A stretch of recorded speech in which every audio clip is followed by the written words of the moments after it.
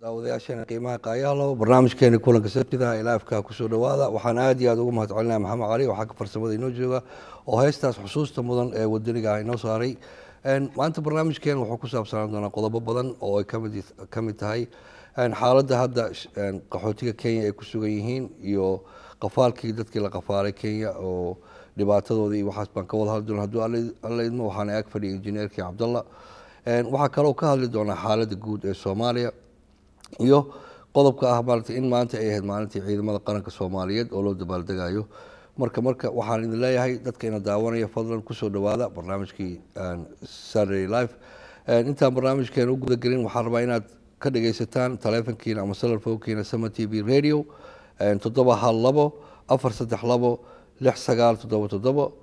712 barnaamijyo kala duwan hadduu yahay xag diineed iyo barnaamijkan hanta baxayba engineer ku soo dhawaada Sama TV iyo Cabdalla marka hore dadkeena daawanay fadlan taleefanka waxaad naga soo wici karaan taleefanka halkaa shaashada ku qoran live-ka haddii wax dooda aad qabtaan doodeenana saddexdaa qodob bay ku saabsan tahay aan ku horumarno marka ugu horeysa engineer iyo Cabdalle waxaan la soconaa in Kenya oo muddooyinkii wiigi la soo dhaafay uu ka dhacay qafaal aad iyo aad u sareeya qafaalkaasna oo dad badan oo maati ah haween iyo caruur iyo dad xanuunsanba uu saameyn ku yeeshay dad maalkoodii saameyn ku yeeshay inkastoo la kala sheegayo hadallo badan oo dadkii ka cabanayaan, banaanbaxyo badan baa jira. marka sidee u aragtaan idinku? bal aan ku horumarno engineering.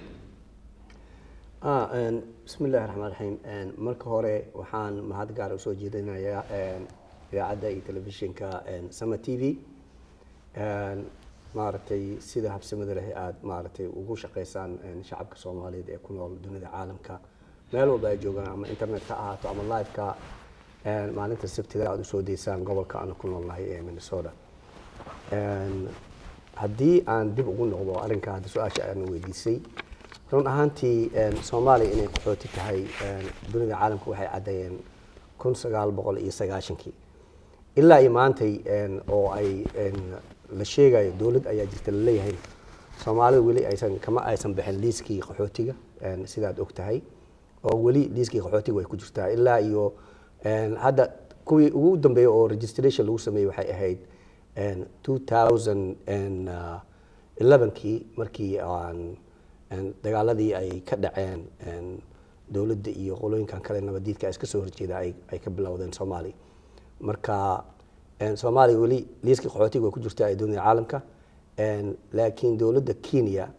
ayaa waxay sameysay wax aan haba yaraatee dunida caalamka aysan kaga qorneen qof qaxootiga si loola isticmaalo. waxay sameysay ilaa iyo 4,000 oo isugu jira dad xanuunsan, caruur iyo dumar maaragtay foolanay in ay hal meel isugu soo ururiyeen oo ay maaragtay xarig sharci darra ay ku sameeyeen. taasna de jawaabteeda waxaa bixiyay hay'ado fara badan oo ay ka mid yihiin Amnesty International, maaragtay Human Rights Watch iyo qolooyin kale ayaa bixiyay oo jawaab cad ka bixiyay in ay maaragtay xuquuqda aadanaha ay ku xadgudbeen. Kenya right way leedahay oo in ay argagixiso la darirto oo ama la dagaasho, laakiin baarista marka aad fiiriso iyo habka ay wax u baareen ama booliiska Kenya waxa ay ku sameeyeen shacabka Soomaaliyeed wax loo dul qaadan karo maaha. dadka dhibka geystay kama badna ilaa iyo 5 ilaa iyo 10 qofood kama badna. waxaynu ku soo qaban karaan in ay baaris adeegsadaan, sababtoo ah qofka booliiska marka la soo tababarayo nidaam sharci iyo law ayaa loo soo tababaraa oo baaris uu ku sameyn karo, investigation uu ku sameyn karo. laakiin waxa ay sameeyeen waa wax xadkii maartay bini'aadanimada ka baxsan, xuquuqda aadanahana meel uga dhacay. marka soo koobay aad baad u mahadsantihiin. marka koobaad Sama TV iyo barnaamijka inta soo qaban qaabiso dhan, Maxamed Cali, Timir, Cabdikariin, dhammaan baxda saxaafadda oo dhan oo beryahan ka hadlaysay arrimaha dhibaatada ka taagan arrimaha Kenya ee qaxootiyada Soomaaliyeed. waa waxna dhibayo no taabanayo hardly and deeply no taabanayo si hoose oo biyo dhacle qofka shakhsiga bini aadanka damqanayo si hoos u damqanayo.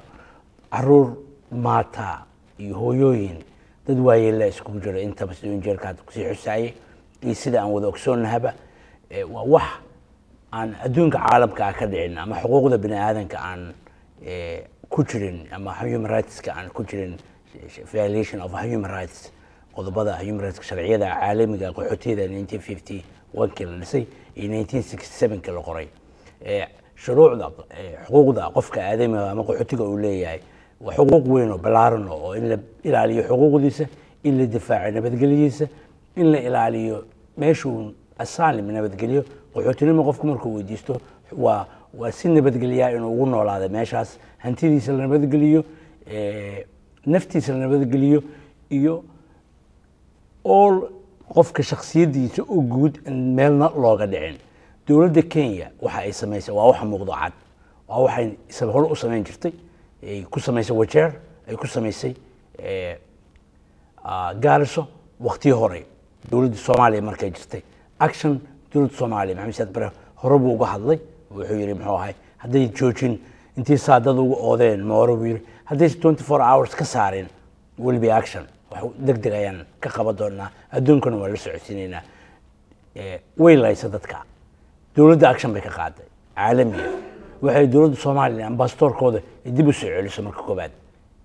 oo xiriirka caalamiga oo adduunka diplomatic relationship laba dawlad ka dhaxeeyo inay soo celiso. but haddaysan dawladda Soomaaliya dadkan ay wax la wadin dana gaaro oo hooso arrimo gaaro oo nuxnux badan baa jirto oo ku hoos jirto oo la leeyahay dad monitoring groupka ama international community witness ahay taa waa usoo noqonaynaa engineer cabdalle waa taa qodobkaasi aad gaar baa looga hadli doonaa beri arrintan qafaalka arrin hadda uguba maahan cusub sidaan la socono dowladda kenya muddo waxay ka dhawaajinaysa in qaxootiga dib loo cesho dowladda kenya dhib bay martay oo saa la socotaan waa tii magaaladii la qarxiyay sidaan la socono bilo ka hor waxaa jirtay in ilmo yara bamba loo soo dhibo ay tuuraan oo shacabkii laayaan dowladda kenya iyo dowladda soomaaliya federaalka ahna dhowr mar waxay ka wada hadleen qaabkii qaxootiga loo wada celin lahaa soo lama oran karo marka dowladda soomaaliya markay ku feelgarowday in ay gudihii amnigeedii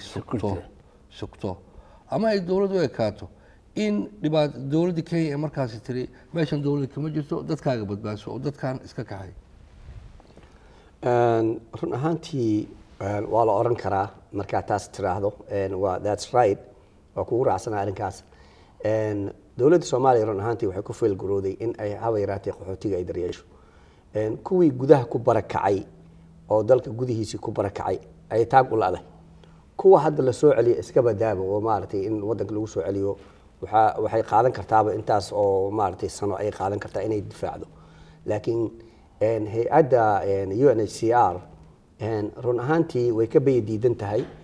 in Soomaaliya oo weli aan lugaheedii ku istaagin oo amni iyo nabad iyo maaragtay kala dambeyn aysan jirin in dadka lagu celiyo Soomaaliya marka waxaan u arkaa maxay ahayd dowladda Kenya inay xaq u leedahay inay maaragtay amnigeeda ilaashato waa ognahay maaragtay Westgate waxa ka dhacay iyo maaragtay argagixisada waxay sameeyeen wax fiican runtii maaha dad magacii Soomaaliya sheeganaya oo aan haba yaraatee diin aan shaqo ku lahayn ayaa shacabkii Soomaaliyeed dhibaato u geysanay marka shacabkii Soomaaliyeedna waxaa wanaagsan inay maaragtay dadka waxa sameynay inay dowladdii ay maaragtay ay gacanta u geliyaan oo dowladdii maaragtay amnigii oo wadankii ay ku noolaayeen ay amnigiisa dowladda kala shaqeeyaan shacabka Soomaaliyeed ee meesha ku noolna in xuquuqdooda la ilaaliyo oo maaragtay la xaq dhowro hadda wiigi dhaweyd maaragtay markii uu bilowday dowladda Soomaaliya ilaa iyo 24 saacadood gudahood ayaa waxay ahayd inay ku soo jawaabto in qaxootiga Soomaalida ah ee dhibaatada lagu hayo inay joojiso dowladda Kenya ciidanka booliiskeena amar siiso dowladda Soomaaliya arrinkaas waa ka jawaabeysay 24 hours gudahood halkii ay ku maqnaayeen 24 hours oo arrinka responsible ay yihiin ay ka jawaab kaga bixin waayeen taas su'aashaas waa mid meel u taal waana la weydiin doonaa ana waxaan sameynay banaanbaxyo ayaan iclaaminay Facebook aan ku soo qoray banaanbaxyadii way dhaceen Minneapolis ay ka dhaceen Ingiriiska ka dhaceen meel walba oo adduunyada oo safaaradda Kenya ay ku leedahay ayaa laga sameeyay marka arrinkaas dadka sameeyay way ku mahadsan yihiin Soomaalinimadoodana way xaqiijinayaan in ay dadkooda u damqanayaan taasaan cadeyn lahaa oo ku soo noqonaa Cabdalla telefoonkaana qabanayna hello assalaamu calaykum mataqaan adig wa calaykum salaam walaal magacaaga iyo su'aasha walaal war magacayga waxa waaye baano maxamed la yiraahday faarax haye adeerow ya xasuubi dad wax yaqaan waxa dadka labadan qafle maxaa u xanaystaaday haye waxay yaqaanin ma la relation diplomatic ma yaqaanin haye maxaa ku kordhinaysaa adiga ya maxaa ku kordhinaysaa adiga relation diplomatic ma yaqaanin hata arinta bala socdaan hata haye kunso bebel ma war adiga ilaahay ka cabse kada dadkan wax ma yaqaanin maxaa adiga hadda noo sheegaysaa waay hadda aqoon leedahay halo okay Cabdalle waxaan filayaa in uu iska xanaaqsan waxaad adigu qortay qoraal aad muhiim ah Amnesty International oo aad ugu faahfaahisay arrintan xaaladan oo hadda qafaalkani bal noo macnay oo noo sheeg oo horta marka koobaad xuquuqda dadka Soomaaliyeed ama ummadda Soomaaliyeed cid kasta oo Soomaaliya ayaa mas'uulka ah ama ay shortarka garabka u saaran tahay marka koobaad bini aadanku waa qofka bini aadanka in la difaaco ama in la ilaaliyo xuquuqdiisa waa wax diiniyana ama sharci islaamka ay qabto waay tan labaad difaaca aan difaacay dadka Soomaaliyeed waxa weeye waa wax waajib ummad kasta oo Soomaaliya saaran waay waxaan ay gooni ma wax cid gooni u ahma waa mas-uuliyad cid kasta Soomaaliyeed haddii lagu xadgudbo dadka Soomaaliyeed maanta xadgudubkan lagu sameeyay hadda ma bilaaban wuxuu bilowday waqti hore 72 73 ba Kenya bilowday dowladda Kenya inay xalaalaysato dadkeena ay dhibaatayso ay soyalka dadkeena ciidan ay ku gubto tan labaad maanta waxay xalaalaysanayaan international community bay show up u sameynayaan leeyihiin bambooyin baa la qarxiyay security reason awgii baa dhacay hamini foreign ayaa ku nool Nairobi gudaheeda meeqa ajnabi oo dalal kala duwan ayaa ku nool way pick up loogu sameynaa Soomaalida ethnic client religion people oo gaar ah ayaa la taageeraya markaa si loo dhaco hantidooda sida loo banaysto xoolahooda guud sida loo baabi'iyo morally and psychological loo bahdilo taas waxay mas'uuliyadda inay qaado dowladda Soomaaliya ay difaacdo waxa ku jira meesha dowladda Soomaaliya way ka aamustay kameena hadlin marnana speech kameena bixin waxa ku jira witness oo international community-ga witness u hay oo monitoring group witness u noqday oo la gaadhay la rabay si dalka loogu celiyo gudihiisa وين العلي محمد علي وكشقي سفير سوماليا كشقي dadka inaad Soomaaliya waxa tiraadaa ninka saacada orka kicinayo saac kicinayo dabadana kaga taagan game asaga dowladda Soomaaliya dowladda Kenya wax arrin ay isla ogaayeen ayay madaxweynihii Soomaaliya ayaa joogay Nairobi oo madaxtooyada Kenya fadhiyay marka dadkan la celiyo waxa leedahay waa dad ogaa dhibaatadan si aan amnesty gayn u helin baa loo geeyay Soomaaliya baa loo geeyay waxay ogaayeen dadkan waxay ka warbixiyeen monitoring group information dadka reported baxshay baa ku jiro maxay dhaheen dadka waxay bixiyeen reportadii hubkii la qaybsaday report international monitoring groupki warbixinada dadka si witnesskii waxay ahaayeen international community in Soomaaliya gudaheeda ka reportadii wixii ka dhacay wixii 20 sano iyo 30 sano ugu dambeeyay ka dhacay iyo wixii kadib dhacay markii dowladda inta ay jirtay dhacay hubkii la qaybsaday noqoto kufsashada dadka la kufsada qaarkiis ba gabdhaha la kufsaday ku jiray oo witness ahaayeen waxa ku jira dad hubkii ogaay la gatay lagu leeyahay innocent people oo genocide marka lagu weeraray baa ku jiray marka dowladda Kenya iyo dowladda Soomaaliya arinta way ka sameeyeen waa game arrin ay isla wada ogaayeen war haddii security reason oo dhaco waa la ogyahay intelligence bay qabtaa Kenya high intelligence oo tababaran bay qabtaa sidee ku ogaan waayeen waxyaalaha qaarkiis cidda maanta dhaqaaqda Kenya gudaheeda waa la yaqaan waa dal caalami ah adduunka technology la gaaray communication baa jiro dabagal badan baa jiro qof walba waa la yaqaan waa ku soo hadalka waa noo wadaysa Cabdullaah Raalaho telefonkana qabanayna hallo assalaamu calaykum walaal عليكم السلام ليه مقشع waa ku maqlaa walaal magacaaga iyo su'aasha walaal ama taladaas soo dhawow aan Saturday kulanka Sabtida hallo hallo waa go'ay okay no wad international technology jira adduunka waxa jira waa wadan horumaray intaas sano lahay dawlad ahay qofka criminalka oo dambiilaha terroristaha waa loo gaan karaa waa la qaban karaa dad masaakiina oo ganacsata oo business ama dad innocent people oo witness markhaati oo meesha joogo nabadgelyo u joogaan security the reason meesha ugu sugnaay baa loo dan lahay waa laga badbaadiyay dowladda Kenya dadkan way xasuuqday wax meel ka dhacbay sameysay sharciyada caalamiga meel bay ka dhacday dowladda Soomaaliya waa ugu dhacday way ku tumatay dowladda Soomaaliya horena way ugu tumatay madaxweynaha Soomaaliya kama hadlin marnana afkiisa ma kala furin Nairobi uu joogay marnana press conference intuu qabto qaladka dowladda Kenya ay gashay hadduu la ogeyn kama jawaabin wuxuu rabay dad isaga u dan lahay safety-gooda iyo security-gooda dadkaas maanta haddii wax gaaraan مسؤول كأ أمباسطور ككينيا سوماليا فرديو يسرائيل أوفيسر أو كينيا دولة كينيا كترسن ولا ودوجيا إنجنير قبل توبيك ما كبحنا إن شاء الله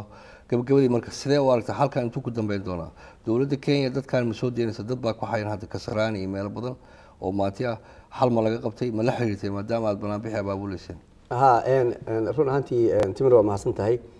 رون هانتي جنادك وحكسور لمان دونا هذه إلهي رادو برنامج كهذا إنه ودنا إن شاء الله هذه لا يرادو horta banaanbaxyo fara badan dhacay oo ka dhacay maxay ahayd dunida caalamka meelo fara badan oo dowladda Kenya lagu soo horjeedo taas tusaale waxay u noqonaysaa in ay back up samayso oo maartay ay sharafteeda iyo qadarideeda ay ilaashato number 1 tan kale waxay isticmaaleen iyo waxay isticmaaleen waxyaabo aad iyo aad u foolxun oo maartay dadka Soomaaliyeed oo maartay argagax gelinayo oo maartay sharaftoodii iyo qadiyadoodii Soomaalinimo maartay meel kaga dhacay taasna waxay noqotay wax nakiciyay oo aan la aamusi weynay oo maanta halkaan soo fariisiyay run ahaantii dad fara badan way sameeyeen anaga kaliya hadda isku soo koobin laakiin dad fara badan qof walba oo talaabada qaaday Ilaahay subhanahu wa ta'ala ajir uu ka siinaya tan kale dowladda Kenya marka fiiriso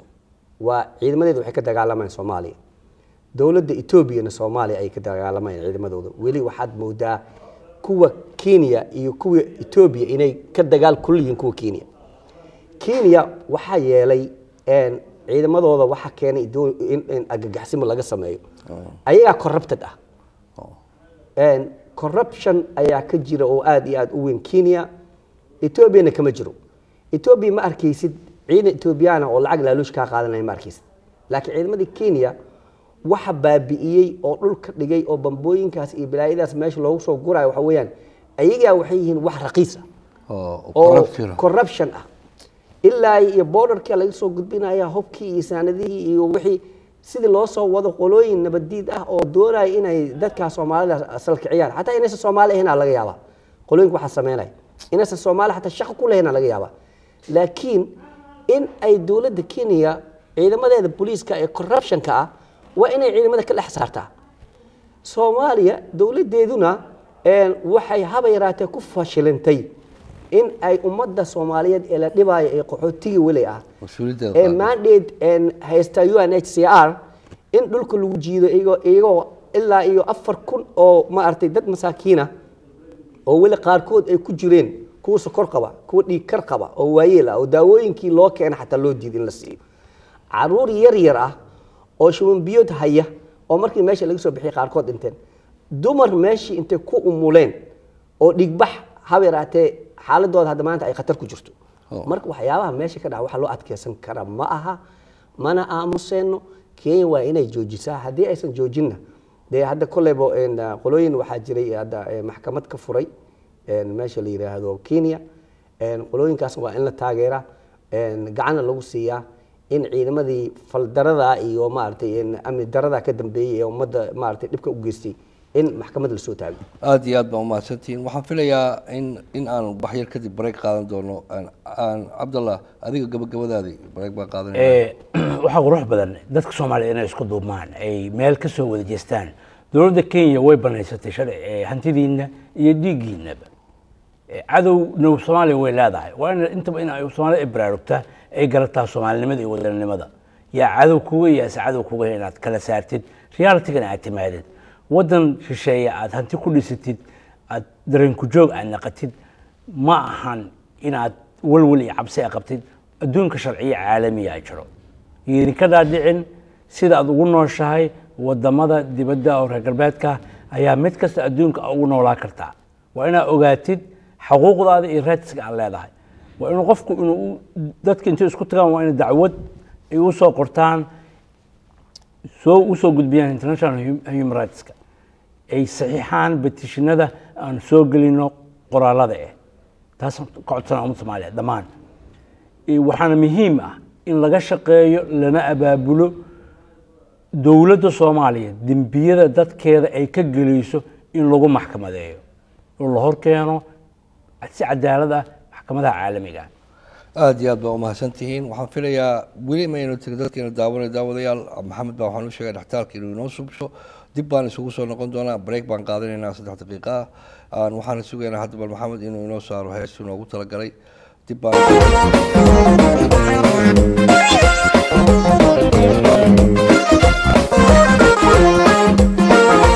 baxsano calankayga burudkii yumadaydo sumadii bulshadaydo bahad Soomaali way baxsano calankayga burudkii yumadaydo sumadii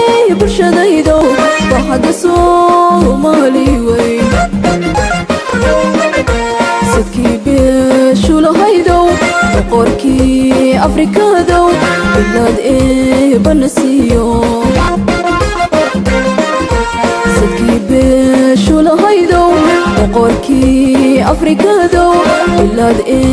banasiyo بإذن الله عوالو دبتوات كبحيسو ولا قارب براري برخلو هاي الماينين أبرورني أمو بركة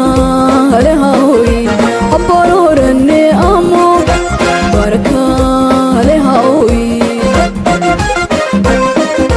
بإذن الله عوالو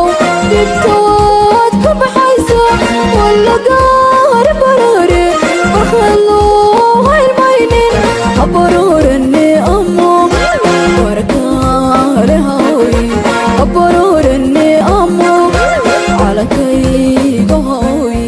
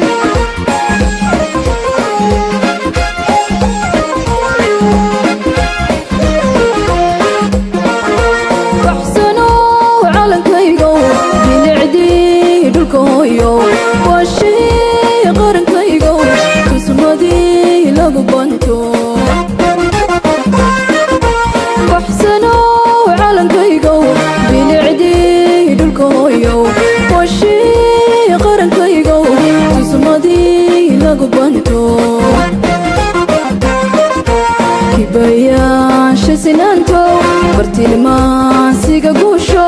bilowgii lagu raysto kibayaasha sinaanto bartilmaansiga guusho bilowgii lagu raysto بإذن الله عوالو دبتوات كبحيسو ولا قارب براري بخلو هاي الماينين أبرورني أمو بركة لهاوي أبرورني أمو بركة لهاوي بإذن الله عوالو دبتوات كبحيسو ولا قارب براري بخلو هاي الماينين أبرورني أمو بركة لهاوي أبرورني أمو على كي قهوي أبرورني أمو بركة لهاوي أبرورني أمو بركة قهوي أبرورني أمو على كي قهوي أبرورني أمو kulanti wacan oo wanaagsan waa aad iyo aad baa u mahadsantahay maxamed iyo waxaan hadeertaana nala fadhiyaa aan faadumo tani oo ah haysata ururkan East African Service isla markaasna socdaal dheer ku martay deegaankaasi Soomaaliya ee Ethiopia ee loogu magacaabo DDSI faadumo marka hore Sama TV ku soo dhawow waa mahadsantahay maxamed waa dhawahay waxaan filayaa inaad madax ka tahay East African Service marka ugu horeyso bal noo sheeg waqtiga asaasteen iyo xilligaad mataqaana programkan ama qorshahan ama ururkan aad ku dhawaaqdeen iyo wuxuu yahay waad mahadsantahay maxamed aad baan marka hore waxaan ugu mahadcelinayaa dhammaan bahda Sama TV dhammaantiin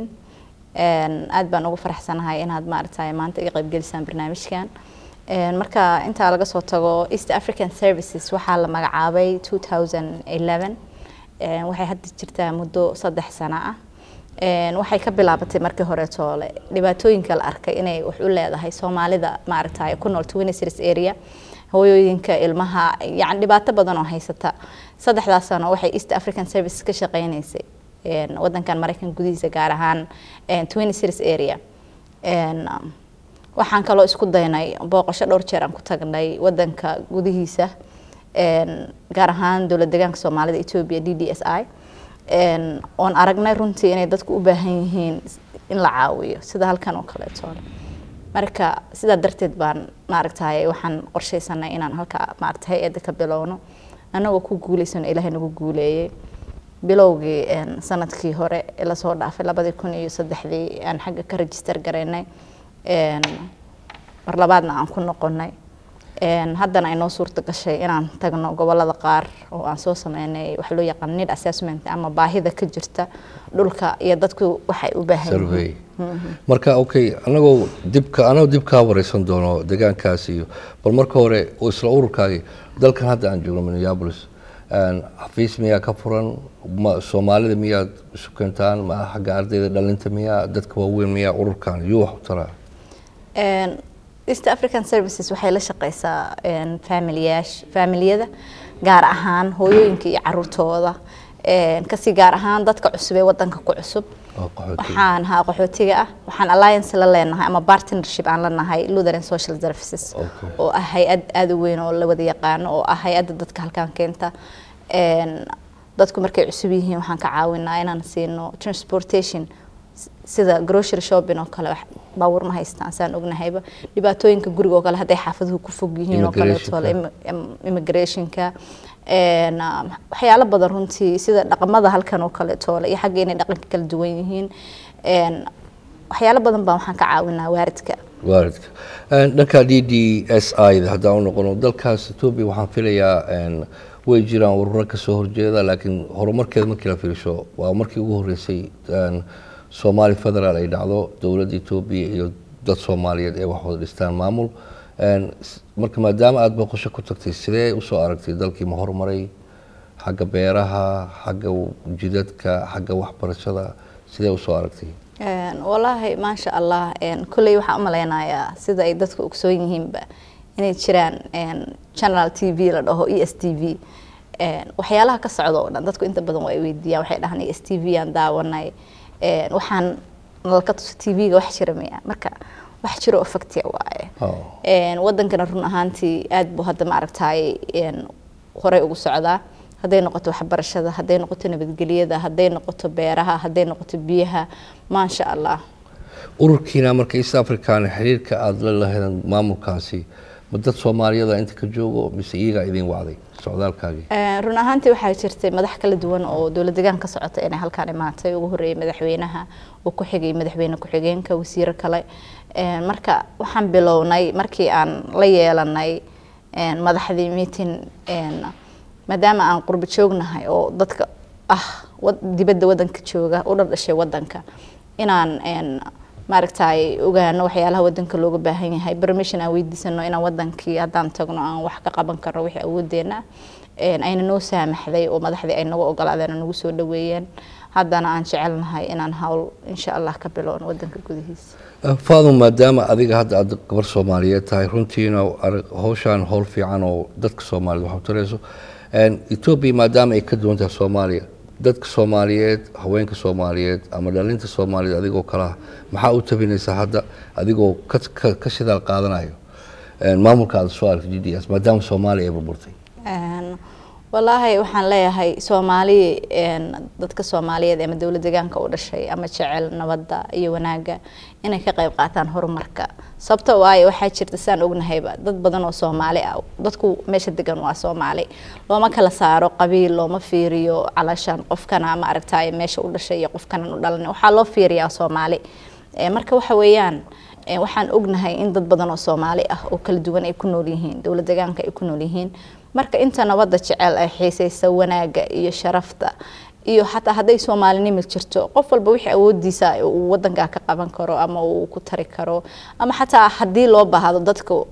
in badan dadka waxyaalo kala gedisanay ku weydiinayaan waxaan la sheegay waxba kama jiraan of course wax ka jira waa aniga waxaan soo joogay 6 bilood almost waxaan noqday qof meesha degtay marka waxa waaye hatta haduusan qofku ku qanacsanayn wixii loo sheegay waxaan dhihi lahaa bal horta tago indhaha ku soo arag markaad soo aragtid ama ha noqoto meeshii meel aad isleedahay waad joogi kartaa wixii lagu sheegay run waay ama markaas ay soo ha noqoto wax ideology aad ka haysatay ama fikradii hore aad ka haysatay la mid oo markaas choice ku qofku mar walba asaga iska leh 6 bilood maadaama aad joogtay oo muddo 6 bilood ay ahayd degmooyin magaalooyinka waaweyn miyaad joogtay mise tuulooyinkii iyo degmooyinkii baad tagtay walaahi maxamedow dhowr jeer horaan actually tegay markaan waxay ii ahayd markii afraad oo aan tago dowlad deegaanka 3 jeer hore waxaan ku ekaa only Jigjiga Addis Ababa zoonahaas laakiin hadda waxaan tagay deep down magaaladii anigu aan ku dhashay aabahay ku dhashay familigeena ku dhasheen run ahaantii aan ka soo jeeday iyo meelo badan oo kala duwan oo miyiga iyo magaaladaba waan tagay gaar ahaan gobolka Doolo waxaan u soo maray magaalada Wardheer magaalooyin kala gedisan aan soo maray Wardheer meesha aniga ku dhashay waaye aabahay ku dhashay madax ka ahaan jiray marka ma sha Allah waan tagay gobolka Doolan aad u maray magaalooyin kala duwan aan tagay Daratoole magaalada dhahan tagay oo hadda cusub oo la magacaabay intii dawladdan cusub ay dhalatay ismaamulkan cusub ee DDSI u dhashay waxaan kaloo tagay Caado Qoriile yani meelo kala duwan xataa meelooyin waxa jira aan sawirradooda soo qaaday markaas ayada la sameynayay oo la rabay in la dhiso oo aan video ka soo duubay jira marka gaar ahaan waxaan si gaar ah jecelahay aniga oo qurba joogta dhamaan focus gareynaya haddana gaar ahaan qurba joogta u dhalatay dowlad deegaanka gaar ahaan gobolka Doolo inay ma aragtay gobolkooda ay wax ka qabsadaan oo sidii ay qurba joogta kala goboladooda wax uga qabsadaan ay u istaagaan wax qabadka gobolkooda dadka marka faadmo deegaanada degan qof walba deegaankiisa jooga qof deegaanka laga qaato ma jiro dad badan baa waxay ku eedeeyaan dawladdan cusub inay deegaano badan dadka faraha u gelisay marka dadka miyiga aad aragtay waxbarashadooda iyo caafimaadkooda iyo loo sugshay maadaama ay xoolo leeyihiin qaarna beer leeyihiin والله محمدو waxaan aniga aan ku faraxsanahay horta qofka bini'aadanka ani isma dhahay calashan hadda waa lagu daawanayaayo dhowba gadaal hadda wax qalad sameeyay lagu dhihi doona qaladkaas ka sababtoo aanay wadan waxaan joogaa Mareykan aan joogaa wixii jirana xaqiiqada in laga run sheego aad ay u fiican tahay kumana saboor gareynay dawladda inay ayada ma aragtay qalad ay leedahay aniga aan ma aragtay saxo ama aan qariyo marnaba ma suurta galayso dadka reer miyiga ah haddaan ka hadalno waxaa jira macallimiin raaca dadka reer guuraaga ah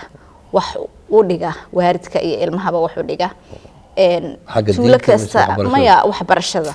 tuulo kastana waxa ay leedahay iskuul iyo caafimaad iyo ma aragtay rug waxbarasho haddii loo soo noqdo meeshan tan kale oo aad leedahay dawladda inkastoo aan horta ruux siyaasiya xagga markii la ma aragtay la joogo anu siyaasi ma ahay waxaan ahay qof ma aragtay u tagay wadankii inuu wixii wax ka caawin kara ka caawiyo laakiin waxa weeyaan xaqiiqdii waxaan la leeyahay dad baa dhulkeenin in la ka qaatay iyo wax ka jira ma jiraan dadku waa wada degan yahay dadku waa dad walaal ah waxa la isku dayaa xataa inaan wax dhibaato ah dhaxdhicin wixii dhibaato ah dadka ka dhaxdhacana inay la xaliyo dawladdu maartay odayaal iyo lagu xaliyo sidii lagu xalin karo xagga amniga ka waran wallahi amniga waxaan dhihi karaa 90% aad buu u fiican yahay hadda xagga amniga aad u fiican yahay especially gaar ahaan gobolka aniga aan ka soo jeedo aniga aan tagay oo in badan aan joogo runtii ilaa muddo 3 bilood ku dhawaada aan joogay oo aan soo maray meelo badan aad u fiican yahay mahadaasna waxa iskale marka koowaad ilaahay baa iskale marka labaadna dawladda iskale marka saddexaadna waxa iskale ragga naftooda u horay ee ma aragtay geesiyada ah ciidanka new booliska ee difaaca adag ka galay inay wadanka u soo celiyaan amnigiisa kala dambeyntiisa faadmo adigu mahadsan marka hay'adan aan soo noqonay East African Service sidee rabtaa inay wax u qabato macnaha hadeertaan dardar baad gelisaan filaya haddii aad dibadaha tagtay maxaa hadda qorshe ah ama dadka jaaliyada Soomaaliyeed aad u sheegaysaa qorshaha hay'adan qabanaysa wallahi xagga markaan tagnay anaga focuskeena wuxuu ahaa 3 arrimood oo ahaa caafimaadka waxbarashada iyo biyaha markaan soo sameynay research study ama need assessment baahidii meesha ka jirtay waxaan ogaanay biyaha inay ma aragtay dawladuna inta badan ay dadka ka kabto oo dadka qof meesha aan ceel lahayn ay barkad leedahay ceel loo sameeyo ay jiraan baliyo biyuhu ku jiraan inta badan magaalooyinka loo sameeyay ma aragtay barkado loo sameeyay biyaha dadku ay ku kaydsadaan xilliga ma aragtay roobka uu san jirin xagaaga ah markaan taa ogaanay waxa kale oo jira iyadana hay'ad ka shaqeysa dhinaca biyaha dadka ka caawisa oo barkadahaas u qoda ama ceelal u qoda markii dhinaca dawladda laga tago oo ayadana non profit organization meesha ka shaqeysa laakiin hadda waxaan focus ka saaraynaa waxbarashada iyo caafimaadka. yaa idinka caawinaya marka socdaalkiinaan iyo qorshahan hadda aad rabtaan hadduu mustaqbalka beri idin heli karo yaa idin dowladda Mareykanka ama hay-ado kale jira mise aan kaniisadda la shaqeynaysay baa abaabulaysa wallaahi kulley wixii idea ah iyo expenses hadda iyo markii horeba annaga unba maaragtay isfan gareynaynay laakiin wixii hadda ka dambeeyay maadaama aan assessment soo sameynay baahidii aan ogaanay waxaan rajeynaynaa inaan hay-adaha gargaarka adduunka dadka caawiya inaan insha Allah aan weydiisano oo wixii ay naga caawin karaan ayagana ay naga caawiyaan ma weydiisanaysaan jaaliyadda Soomaaliyeed ee hadda ku daawanayso maadaama aad dad Soomaaliyeed wax taraysaan inay idinla soo xiriiraan oo wax idinka caawin karaan idinka caawiyaan insha Allah hadduu Ilaahay idmo mar walba jaaliyadda waxaan ka codsanaynaa inay na caawiyaan waxaan jecelnahay inaan markale Sama TV ku soo noqono anagoo website-keeni wali website-kii wuxuu ku jiraa development in progress buu ku jiraa marka insha Allah markii website-ka la dhiso oo hagaagaan oo diyaar soo noqono yaan markale TV ku soo noqonayna si aan u siino information-keena waa mahadsan Faadimo waxaan filayaa gabagabadii hadda in la gaaray maxaa u tabinaysaa gaar ahaan dadka Soomaaliyeed ama jaaliyadda Soomaaliyeed ee daawanaya ugu dambeyntii maxaad u gudbinaysaa waxaan u gudbinayaa jaaliyadda Soomaaliyeed ina daawanaysa maanta inaan nahay horta dad Soomaaliyeed oo walaalo ah oo maaragtay adduunka meesha ay ka joogaanba Soomaali ay Soomaali tahay aan jeclaan lahaa dadku inay nabadgelyada ku dadaalaan iyo horumarka iyo waxqabadka dhulkooda sababtoo waayo hees Soomaaliyeed baa waxay ahayd haybad waxaad ku leedahay dhulkaaga hooyo waana lama huraane agarli wax ugu qabo marka qof kasta oo Soomaaliya hadduu dawlad deegaanka u dhashay hadduu Soomaaliya u dhashayba waxaan iyo hadduu Kenya u dhashayba anigu waxaan kulay Soomaaliya idin leeyahay inaad Soomaali noqotaan oo isku duubnaataan haddaad sharaftiin rabtaan inay soo noqoto aad iyo aad baa u mahadsan tahay aan Faadimo oo maanta martii inoogu ahayd Sama TV oo isla markaasna ka hadlaysay socdaalkeeda ee ku martay magaaladaas maamulka Soomaaliyeed ee dawladda DDSI iyo barnaamijkeeda barnaamijkeeda East Africanka ayaan barnaamijkan ku soo gabagabeynayna waxaan leeyahay Maxamed inuu bal inoo saaro heesteen ugu dambeysay haddii aad rabtaan inaad Faadimo la xiriirtaan waxaan filayaa inaad kala xiriiri kartaan iyada idin la soo xiriiri doonto haddii aad leedmo ugu dambeyntii waxaan leeyahay kulanti wacan oo wanaagsan wassalaamu calaykum waraxmatullaahi wabarakaatu Maxamed ayaan leeyahay heestii iyo wuxuu ugu talagalay barnaamijka intii nooga hadhay inuu soo gabagabeeyo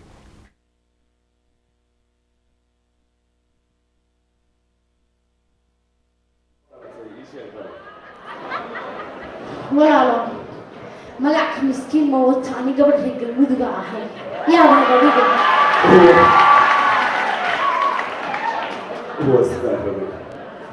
والله ولا كل اللي كانوا فيه ماشي أنا واحد برشة نتوجا وده كي جينا واحد برصو أيام نتوجا ما دام الدولة إيدا بتسوي واحد ربع سنة كان أيه هاي هدي أغلب الموضوع كده بعدين نقول كل عطو يعني قرشها بالضبط يعني مدة وده كي نتوجا كان صدق وده كمية ده هي الدولة ده بتتها غيري وده كله واحد برا نيجي تشوفها ولا خشون بيننا حيا galmudug anigu waxaan u imid wadankan England inaan wax barto oo wadankii markaan tago haddii dhakhtar noqdo iyo haddii aan noqdoba hooyooyinka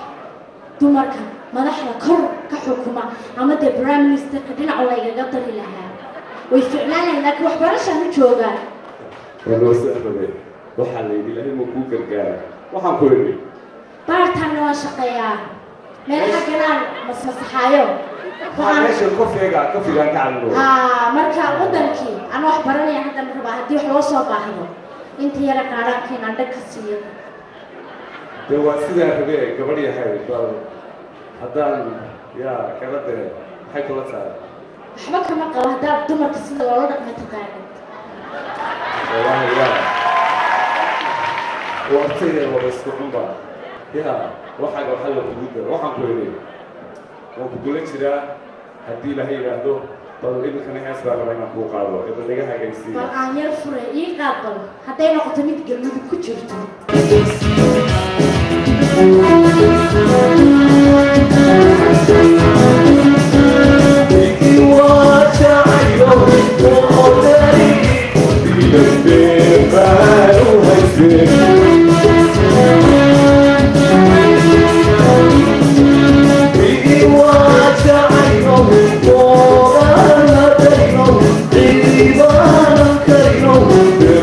What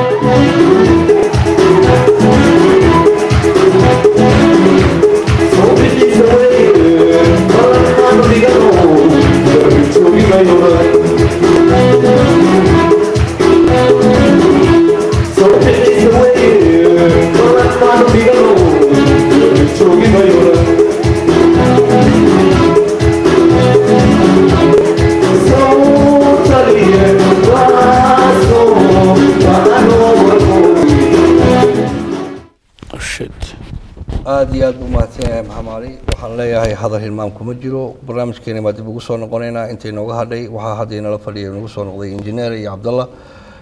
su-aasha dhex taalna waxaa weeye marka ugu horeyso maxaa kala gudboon dowladda soomaaliyeed shacabka soomaaliyeed ee lagu bahdilayo ama lagu dhibaateynayo dowladda kenya maxaa kala gudboon timir aad iyo aad u mahadsan tahay adiga iyo dhammaan farsamayaqaanada TV-ga Summit TV waxaan leeyahay dowladda Soomaaliya waxaa kala gudboon arrinkan inay tallaabo ka qaado marka hore dadka Soomaaliyeed ee soo doortay shacabka Soomaaliyeed ayay dowlad ku tahay mas'uuliyadoodana ayay saaran tahay maartay in ay maartay dowladdu ay tallaabo action ay qaado marka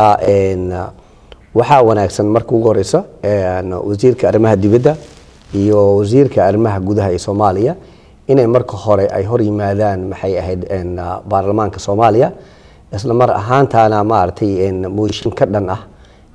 ay sameeyaan oo dhibaatadii maartay shacabka Soomaaliyeed loo geystay su'aalana laga weydiiyo si arinku u dhacay iyo qaybta golaha baarlamaanka kaga aadan arrimaha dibadda iyo xuquuqda aadanaha inay su'aalooyin weydiiyaan wixii tallaabo ay qaadeen iyo wixii action ay sameeyeen run ahaantii 24 saacadood gudahood ayay ahayd dowladda inay jawaab ku bixiso kuma aysan bixin negligentiga dhacay ama maartay sida ay jawaabta cad u bixin waayeen in la weydiiyo golaha baarlamaanka ayaa awoodda leh xildhibaanada baarlamaanka ee Soomaaliya waxaan ka codsanayaa inay maartay si waajibaadkooda iyo maaragtay doorashadii lasoo doortay ay maaragtay ay uga jawaabaan shacabka Soomaaliyeedna kalsoonidii ay shalay kusoo doorteen inay ugu adeegaan. Cabdalle marka koowaad waxaan dhammaan aan u soo jeedinaa ummadda Soomaaliyeed dowladda Soomaaliya maxay Cabdalle Khallo telefoonka qabanayna Khallo hello assalaamu alaykum walaal hello waa ku maqlaynaa walaal magacaaga su'aasha aniga Axmed baa la yiraahdaa Axmed haye walaal waan salaamayaa walaal Cali waa laga qaaday walaal waxaan bogsidii ninkii hore yiri nimanka kan odayaasha ah nima wax ka og dalka iyo dadka iyo midna ma aha ma iska deysaan heesaheena wadaniga ay noo wadaan محمد أحمد هدي أديك دوت كلا قبتي Soomaaliga ay ku hadlayaan baan garanay xitaa waxa uu yahay marka TV-ga waa ku furan yahay noo imow every Saturday noo imow marka ayaga kala dood oo wixii sax ah u sheeg dadka okay note Abdullah sorry about guys adduunka evaluation-ka uu dhacaa qaladaadka so marka sorry about public TV in qof public leen qofka aad taagtay ma fiicno waxa fiican public inta timaadid ina hadishid waxa qabto umada aw sheegtid annagu waxaan difaacaynaa umada Soomaaliyeed waxaan ka hadlaynaa waa qaranka Soomaaliyeed marka uu soo noqdo mawduuca waxa meeshii yaal dawladdu maxay wax difaacdaa dawladdu iyadaaba qayb ka ah in dhibaato la gaarsiiyo dadka Soomaaliyeed dal aan security iyo nabadgelyadiisa aan ku sugnayn bay marka koowaad dawladda Kenya hor dad u dirtay. That's part number one in violation of human rights and damage of the dignity of the people, security and security country in dad u dirtay. Refugee people. That's what qodobadii caalamiga ay jibisay dawladda Kenya. Cidii ka dambeysay iyo lugna ku lahayd oo witness for international xamar ku celisay haddii dhibaato ku timaado idaa mas'uulka ah dawladda Soomaaliya waa shirqool ay iyaday dawladda Kenya ka wada shaqeeyeen dadka Soomaaliyeed oo Kenya ku nool hantidooda iyo waxoodana waxba yaan xalaalsan waxba yaan lagu dhicin waxa u banaan dadka Soomaaliyeed oo sheegana inay dacwoodaan looyara jira adduunka inay u dacwoodaan looyarada already annagu waxaan u sameynay in aan dacwad u gudbino international human rights head of the international human rights we talk waa ka wada hadalnay in investigation guddi inuu u diro Nairobi investigation ku sameeyaan qaladaadkii iyo wixii dhacay taasda guul aan ku guuleysana waay alxamdulillah rabbil caalamiin ilaahna nagu garab galay in dadkaas aan dib loo tarxiilin in dawladda Kenya ay joojiso dadka dhaca iyo xasuuqa iyo tarxiilka iyo dildilka ay ku sameynayso marka hadda waa la joojiyaa we hope in la joojiyo investigation guddi loo diray in lagaga hortago waa ka wada hadlan directorka si toos ah ugu hadlay Friday tan labaad waxa u banaan dadka inay looyarada ayaa jiro Kenya oo caalami ah joogo inay u dacwoodaan inay dacwadaha human rights-ka guddiga investigation human rights-ka inay warqadaha u saxiixaan ay u fududeeyaan dib ku dhacay u sheegaan this witness yaa caawin kara dadka looyarada u tagay qaxooti jooga qaxootiyada waxa tagayo human waxa jiro refugee high commission guddi ka socda investigation way tagayaan human rights guddi ka socdana way tageen labada guddiba iyaga looyaro qaba boos Kenya tagayaan investigation allegation dawladda Kenya dawladda Soomaaliya ku furan waay dawladda Soomaaliya waxay gashay dad witness oo international witness ay Soomaaliya lagu celiyay shirqool la dhiga bay ahayd qaxootinimada iyo waxaan dadkan mosbel lagu gambanay qaraxyadan marinta waxa ka wanaagsan dadka qubaha jooga inay wadaan because dadka Kenya joogo waqtiga dadkan imaanayaan ma ogaan karaan loomana ogolaan waa la socodsiinayna we will try in la kulmaan arkaan NGO-ya jiro shaqada wax ka wado engineer run ahaantii marka hore arrinkan sida uu jiro waxaad ku cadeyn karaysaa maxay ahayd wasaaradda arrimaha dibadda ee wadanka Mareykanka ayaa waxay aad iyo aad ku tilmaantay wixii meesha ka dhacay nasiib daro taadna meel walba ay ku qoran tahay oo website walba maartay wasaaradda arrimaha dibadda ee wadanka Mareykanka waxay ku caddaysay in maxay ahayd nasiib darro ay ku tilmaantay shacabka qaxootiga ah ee masaakiinta dhibaatada loo geystay inay tahay wax nasiib darro ah oo aan wanaagsanayn kenyana dee cawaaqib xun ayay u noqonaysaa mustaqbalka dambe siyaasadda hadda madaxweynaha waddanka haya iyo doorashada dambe ee lasoo dooran doono arrin maaragtay damage soo gaarsi ayna noqon doonta arrinkan laakiin siyaasiyiintii soomaaliya ee kenya joogay jawaab waafi ah oo cad ayay ka bixiyeen run ahaantii xildhibaanadii baarlamaanka kenya dhinaca soomaalida ahaa run ahaantii wayna ku saxsan yihiin soomaalidana qaladaad fara badan way galeen oo qolooyinka oo ganacsiga ka bilaabay nairobi waxay ahayd in ay ganacsigooda ka bilaabaan gaarisa mandera wajeer iyo dhulkeeni sielow iyo dhulka annaga lahayn oo waddankeeni soomaaliya NFD la oran jiray inay maal gashadaan oo waddankoodii salmaguuraanka u ahaa ay xaq u lahaayeen dhulkoodii hooyo inay maartay manaafacaadka ay ganacsiga ku abuuranayay ahayd marka engineer ninka liira Timir adiga iyo idaacadaba aad iyo aad u mahadsantiin waxaan filayaa in hadda gabagabadii barnaamijka la soo gaaray wax yar aan inta 3 daqiiqo inoo hadhay waxaan lagu maqaalaa in ra'iisul wasaare uu hadda tagay Kismaayo arintaasi maxaad ka ogtiin ra'iisul wasaaruhu Kismaayo tagayaa istro wuxuu fiirinayaa xaaladda shaqaaqad badan ayaa dadkii iyo degaankii waxa ka hirgalay arrimihii dowlad goboleedkii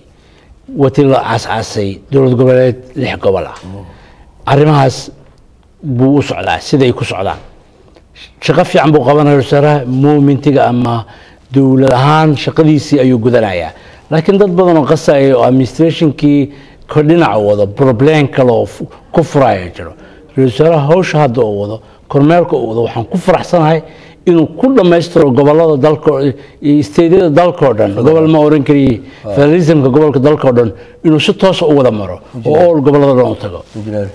run ahaantii ra'iisul wasaaruhu aad u mahadsan yahay maaragtay qolooyinka maaragtay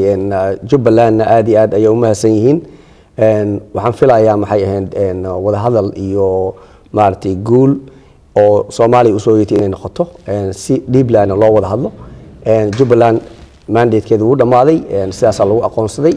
taas inuu garto oo shacabka Soomaaliyeedna ay guul iyo diil ku gaaraan aad iyo aad baa u mahadsantihiin Cabdalla iyo injineerka barnaamijkeeni kulanka sabtida maantana waxaan ku soo gabagabeynaa intaas intaan kulmi doon waxaan leenahay wassalaamu calaykum waraxmatullaahi wabarakaatuh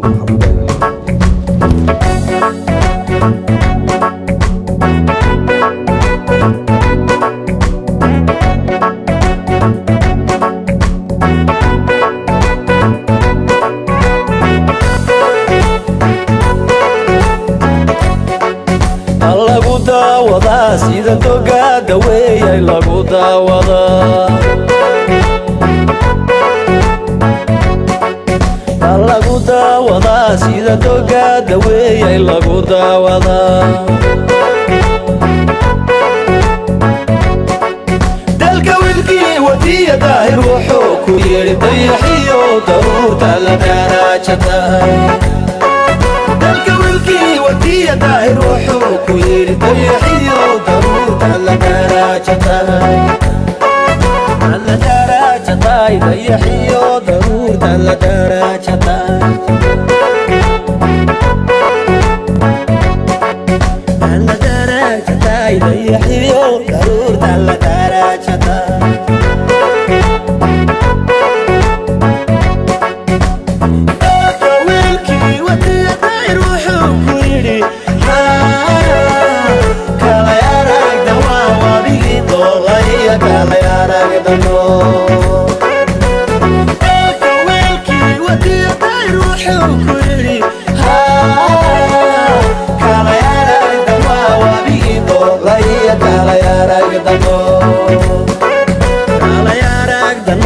وبيجي دول هي كالا يا راجل دوا نونا كالا يا راجل دوا وبيجي دول هي كالا يا راجل دوا